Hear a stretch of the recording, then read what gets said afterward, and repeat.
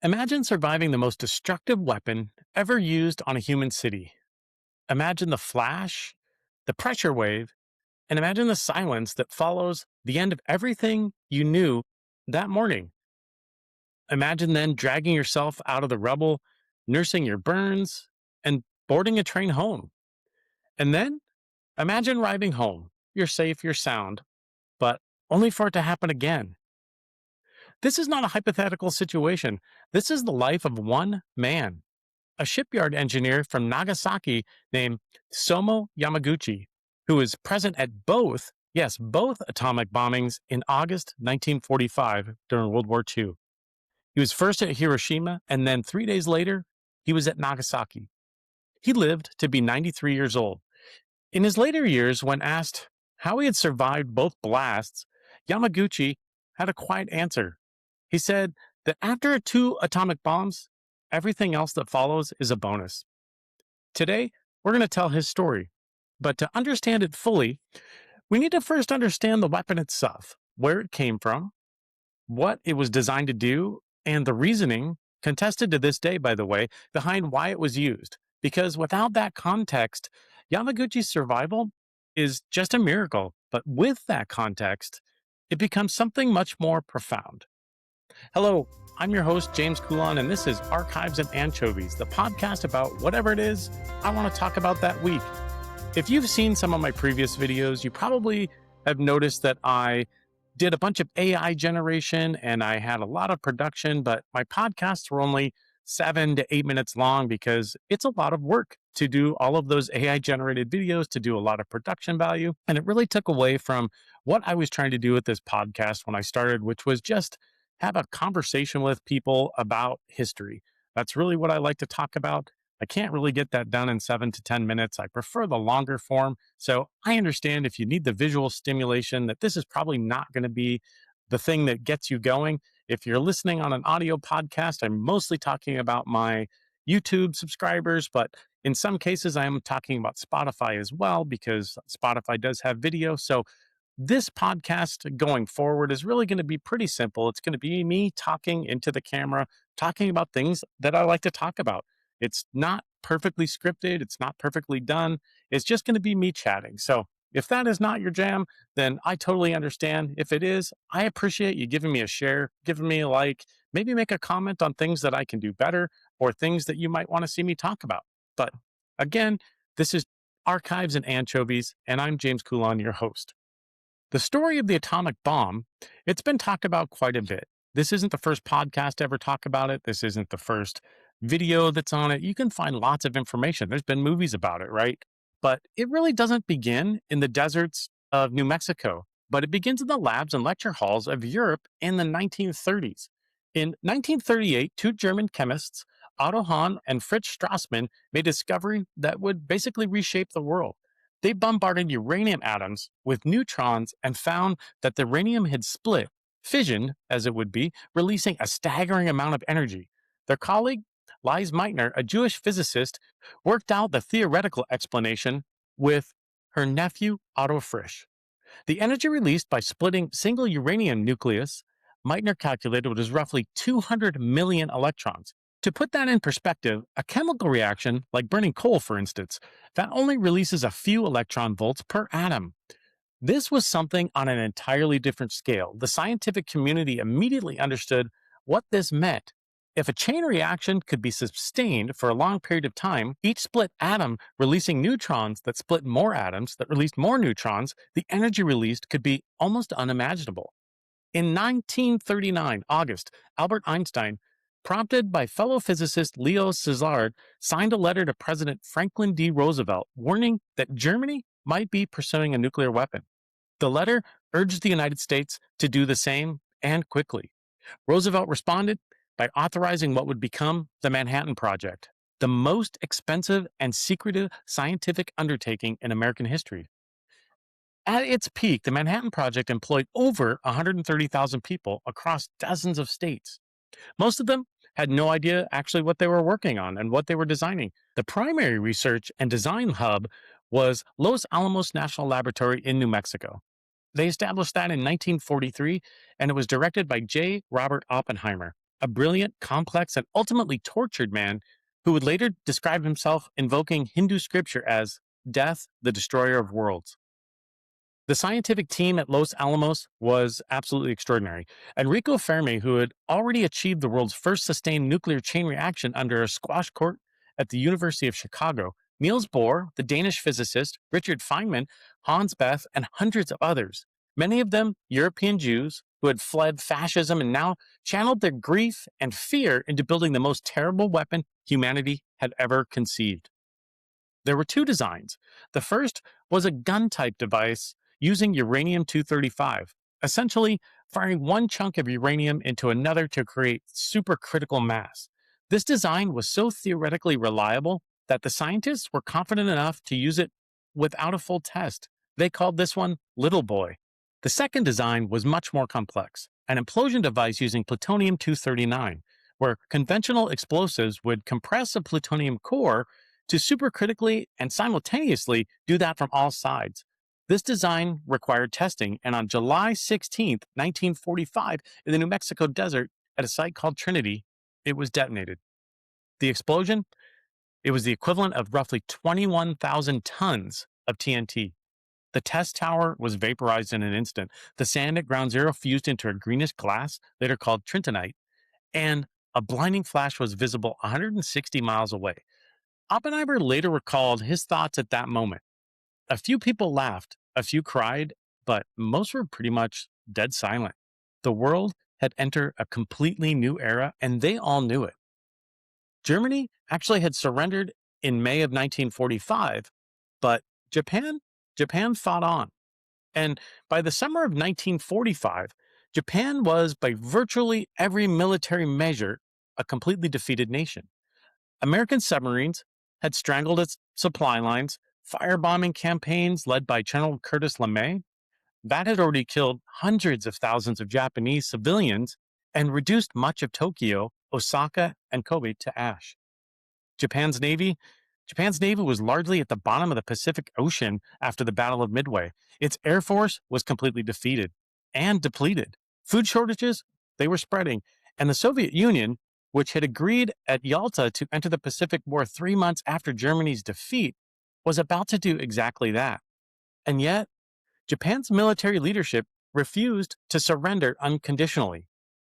The planned American invasion of the Japanese home islands, codenamed Operation Downfall, was expected to be catastrophic, to say the least. Military planners projected American casualties in the hundreds of thousands and potentially millions of Japanese dead, as civilians were expected to resist with whatever weapons they could find. Kamikaze pilots were already in action.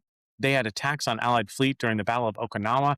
They had already demonstrated the willingness of Japanese forces to die rather than to surrender. President Harry S. Truman, who assumed office after Roosevelt's death in April and had only been briefed about the bomb's existence week before, he's the one that authorized its use. The stated rationale was essentially utilitarian. Dropping the bomb would end the war faster on balance, and it would save more lives, American and Japanese lives, much more than an invasion would. Truman called it the most terrible bomb in the history of the world, but framed it as a military necessity. The moral calculus, however, has never been clean. Critics then and now have raised serious objections. Japan was already on the brink of collapse. Some historians argue that Japan's leaders were already seeking a negotiated peace through Soviet intermediaries. Others point out that allowing Japan to retain the emperor, which the US ultimately did anyway after the surrender, might have ended the war without the bomb. And some also argue that the bombings were partially intended to demonstrate a brute power to the Soviet Union, and it was the first shot in what would become the Cold War, rather than just a pure military calculation. Defenders of the decision counted that Japan's military leaders had publicly vowed to fight to the last man, and that the firebombing campaigns, which had killed far more people, had not moved them towards surrender. They argue that the bomb's shock value broke a political and psychological deadlock that conventional warfare had just failed to crack. The debate is not settled. It may never fully be settled. What is settled is what happened next. 4 potential targets had been selected: Hiroshima, Kakura, Nagasaki, and Niigata. They had been deliberately spared from the conventional firebombings campaign so that the damage caused by the atomic bomb could be accurately assessed. All four cities had significant military value.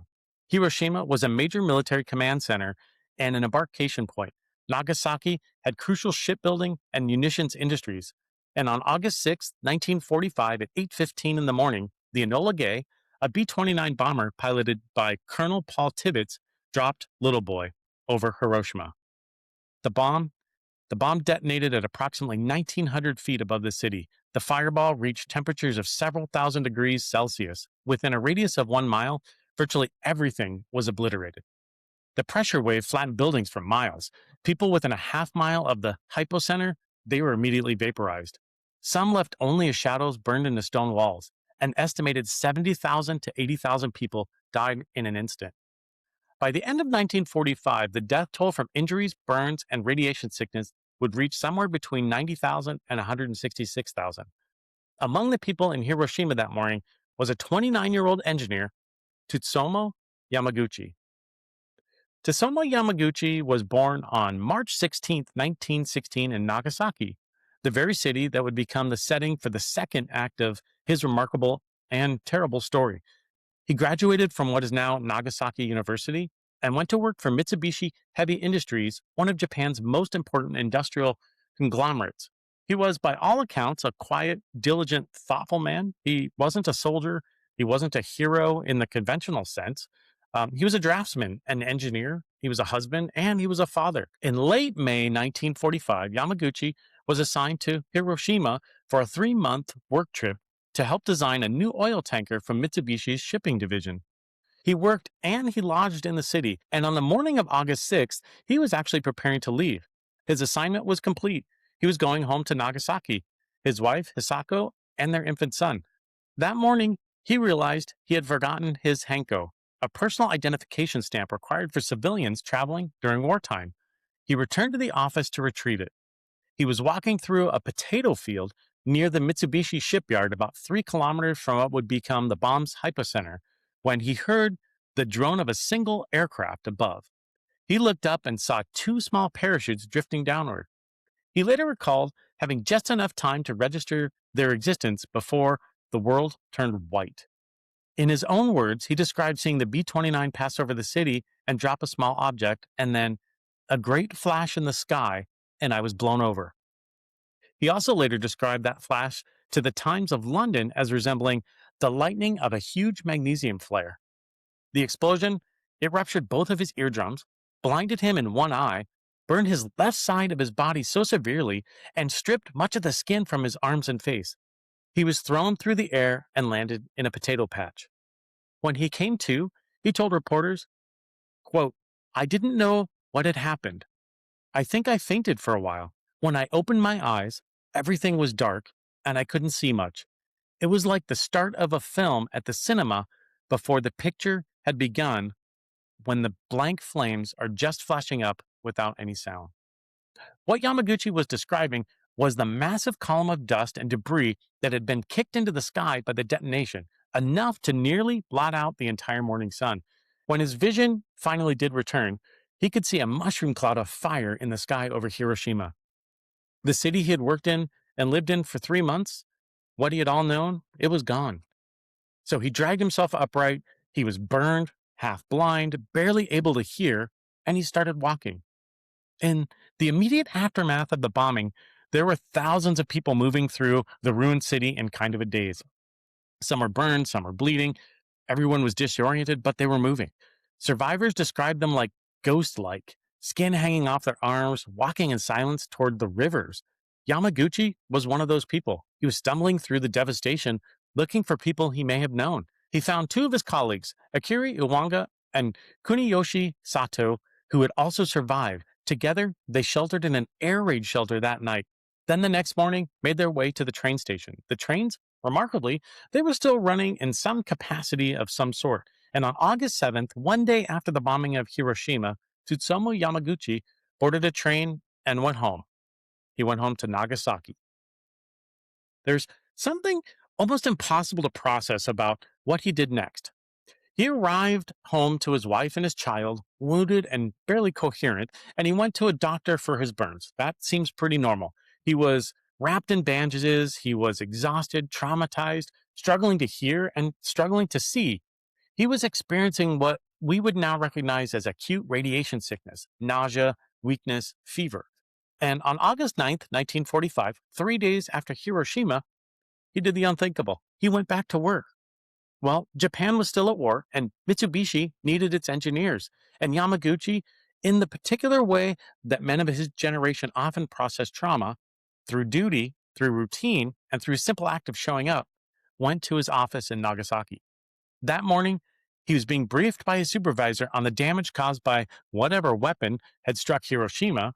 His supervisor, he was skeptical, almost dismissive. Yamaguchi insisted, however, firsthand that a single bomb had destroyed the entire city. His supervisor reportedly called him crazy. And then at 11:02 in the morning, mid-sentence, the sky turned white again. The Boxcar, a B-29 piloted by Major Chris Charles Sweeney, had been dispatched to bomb Kokura, the primary target of that day. But Kokura was actually covered in clouds and haze, partly from fires still burning after conventional bombing raids, and possibly still smoke, honestly, from the Hiroshima bombing. So, after three unsuccessful runs over Kokura, running on low on fuel, Sweeney turned towards the secondary target, which was Nagasaki. The Fat Man bomb, the plutonium implosion device I talked about a little bit earlier, and the same one that was designed as Trinity, detonated at 1,650 feet above Nagasaki. The city's geography, its hills and its valleys, somewhat contained the blast compared to the flat terrain of Hiroshima, but the destruction, however, was still incomprehensible. An estimated 40,000 people died instantly, and by the end of 1945, the death toll had risen between 60,000 and 80,000. Yamaguchi, standing inside the Mitsubishi office building approximately 3 kilometers from the hypocenter, was knocked off his feet. The bandages, they were blown off his body. For the second time in 3 days, he had been caught within the lethal radius of an atomic bomb. Later, reflecting on the moment that he saw the mushroom cloud rise above Nagasaki, Yamaguchi described an almost surreal thought. He was certain, he said, that the cloud had chased him from Hiroshima, and he had escaped the first bomb, and somehow the bomb had followed him home. But you know what? He survived again. In the days that followed, Yamaguchi made his way home through a burning city. He found his wife and son alive. Hisako had been searching for burn remedies and had only survived because the hills surrounding the Yamaguchi neighborhood had sheltered her from the blast. The family, they hid in an air raid shelter as American planes continued to fly overhead. Yamaguchi described being too exhausted and too sick to feel much of anything. He later wrote that he was fully prepared to die, and he honestly did not expect to live. But he did live. Japan announced its surrender August 15th, 1945. Emperor Hirohito's radio broadcast, the first time most Japanese citizens had ever heard his voice, told the nation that he is fully prepared to fight and die to the last person, but the unendurable must be endured. And the war was over. The decade after the war wasn't easy for anyone, and it wasn't easy for Tsutomu Yamaguchi. He suffered chronic health effects from his radiation exposure, including significant damage to his vision that worsened over time. His wife, Hisako, who had been exposed to the Nagasaki bomb's black rain, the radioactive precipitation that fell hours after the explosion, also developed serious health problems over the years, including cataracts, liver disease, and kidney problems. She died in 2008 at the age of 88. Their son, Katsutoshi, who had been an infant at the time of the bombings, died of cancer in 2005. Their daughters also reported serious health problems throughout their lives. The radiation's reach extended into the next generation. In post war Japan, survivors of the atomic bombings, known as hibakusha, occupied a complicated and painful social position. They were witness to an atrocity of world and historical significance, but they were also stigmatized.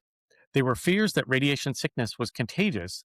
There were whispers that hibakusha were weakened, tainted, and unlucky.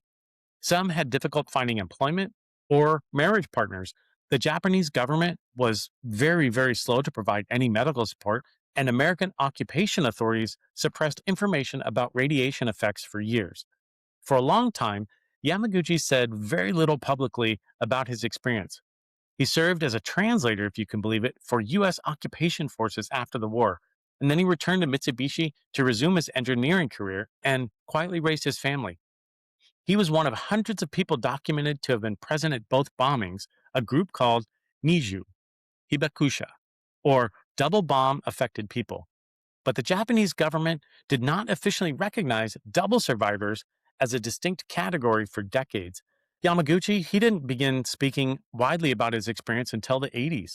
The catalyst, his family said, was the death of his son from cancer in 2005, a loss that made the silence feel for the first time like a betrayal. He began writing, he began giving interviews. He wrote a major memoir titled Ikasiritu Inyoki, which translate roughly as A Life Well Lived, and a book of poetry. And he became part of the anti-nuclear movement with a quiet, inextinguishable ferocity.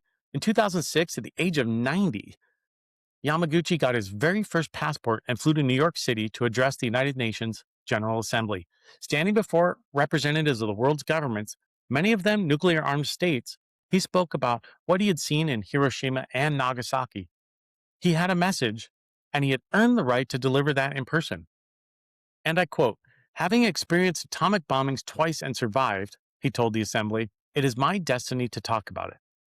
He was officially recognized by the Japanese government as a double atomic bomb survivor in 2009, the only person ever to receive that formal distinction while still alive.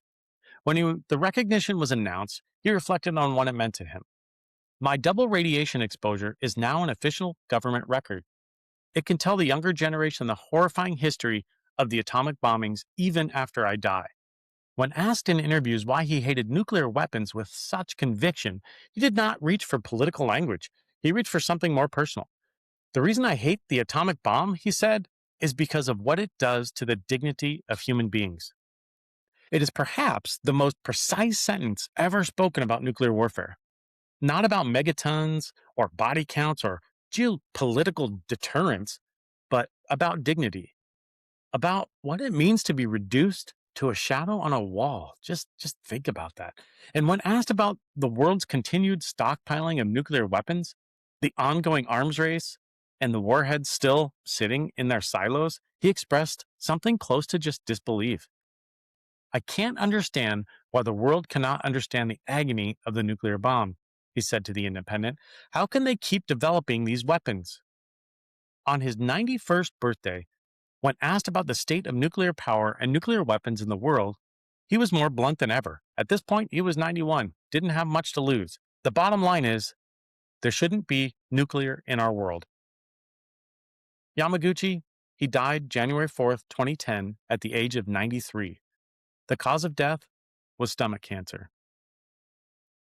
There's a question that tends to hover over the story of Tsutomu Yamaguchi, and it's one that resists easy answers. What does his survival mean? Is it a story about luck, that he survived two atomic bombs? Certainly, there's no shortage of that. The forgotten Henko stamp, the 3 kilometer distance from each hypocenter, the hills of Nagasaki, the building that he just happened to be in that shielded him just enough. Change any of those variables, and maybe this is not a story at all. Is it a story about resilience? In some ways, yes. Here's a man who's in complete agony boarding a train. He's half blind, wrapped in bandages. And what is he doing? He's going back to work. That's unfathomable to most of us. Some of us call out sick for a minor cold. There is something in those choices, however you judge them, that speaks to the particular toughness of that generation. Yamaguchi himself would resist the framing of his survival as a story about him at all. He said as much again and again in the years he spent speaking publicly. He did not want to be a symbol of miraculous survival. He wanted to be a witness. He wanted people to understand that for every Yamaguchi who was 3 kilometers from the hypocenter, there were hundreds and thousands of people who were 100 meters away, or 50, or 5. People had perfectly good reasons to be exactly where they were when the sky turned white. What strikes me the most reading and listening to his words is how little self-pity there is in any of them. There's no bitterness to his fate, no demand of recognition, just that steady, patient, almost bewildered insistence. "I can't understand why the world cannot understand." The world now has enough nuclear weapons to recreate Hiroshima and Nagasaki not twice, but thousands of times over. The Cold Wars and proxy conflicts and arm races that shaped the nuclear age have shifted and transformed, but the weapons still remain in silos, in submarines, or on aircraft. The logic of mutual destruction is still the logic we live inside. Tsutomu Yamaguchi survived two atomic bombs and lived in 93. He spent the last years of his life asking the same question in different rooms to different audiences in the same quiet but devastated voice. He believed his survival had a purpose, and that purpose was to be heard. The question he left behind is whether we're listening. Thank you for listening to today's episode of Archives and Anchovies. If this story moved you in any way, please share it. Please give it a like, make a comment. Yamaguchi's name, it deserves to be widely known, just as widely known as the weapons that tried to kill him twice. And if you want to go deeper, here's a few resources for you to check out. First, Hiroshima by John Hersey, the foundational first-person account of 6 survivors published in The New Yorker in 1946. Also, The Making of the Atomic Bomb by Richard Rhodes, the definitive history of the Manhattan Project and Pulitzer Prize winner. Nagasaki, Life After the Nuclear War by Susan Southard, a deeply reported account of 5 survivors, and The River Flowed as a Raft of Corpses. Yamaguchi's Tanka Poetry, translated and published by historian Chad Deal. And lastly, Twice Survived, the doubly atomic bombed of Hiroshima and Nagasaki, the 2006 documentary screened at the United Nations. Again, thank you for listening to Archives and Anchovies. I'm your host, James Coulon, and as always, I wish you a great day, a wonderful evening, and a pleasant week ahead. Thank you.